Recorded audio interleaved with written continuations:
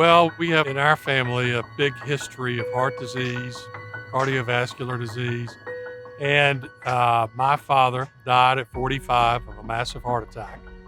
And it was pretty easy to say, maybe I ought to try and do something to help not just me, but the next generation of Lingenfelters, and certainly millions of others. As you know, it's the number one killer in America.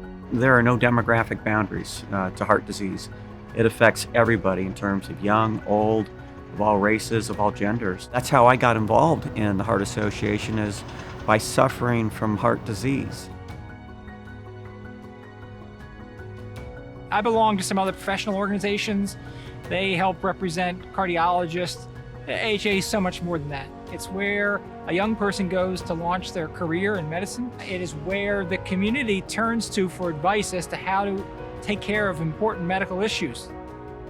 And in Atlanta, we're blessed to have a number of universities and colleges and at least 3 or 4 medical schools within a reasonable distance of the center of the city who deal with research into heart disease, cardiovascular disease.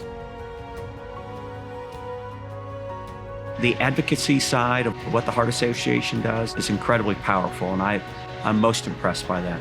We're only as strong as our weakest link, and we need to make sure that everyone in Atlanta continues to have accessibility to all those things that they need to live a healthy life.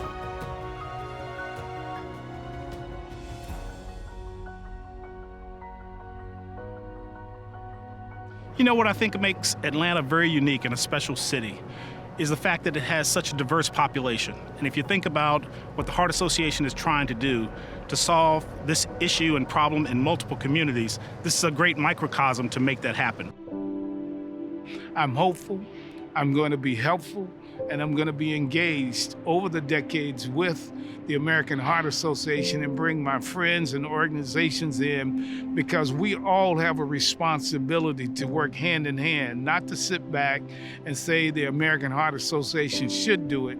We should be working in partnership to make sure we're all working to get the job done.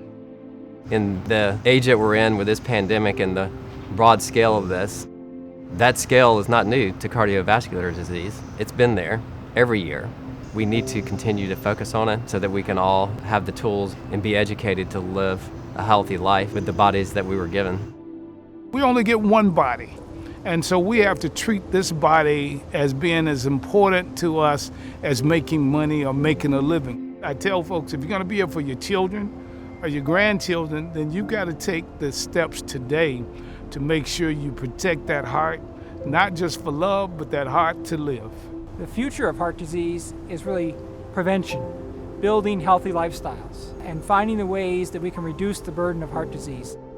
And the AHA has been ahead of the curve there. They've realized that we both need to treat someone who now has very severe heart disease, who may need a heart transplant, but we also need to think about the 8-year-old in the community. How do we have them have a healthy cardiovascular life? I think the community aspect is a big part of the future because it's something that we all need to address and be responsible for the health of our community, and I think the American Heart Association's impact is just getting started. I think with the work that's going on now with the American Heart Association, we're going to have a healthier society. We will significantly reduce the number of individuals who are impacted by cardiovascular diseases, and we'll have people who will live vibrant lives and stronger lives together. I think 40 years from now, with the work and the paving of the pathways today by the American Heart Association, our society is going to be much healthier.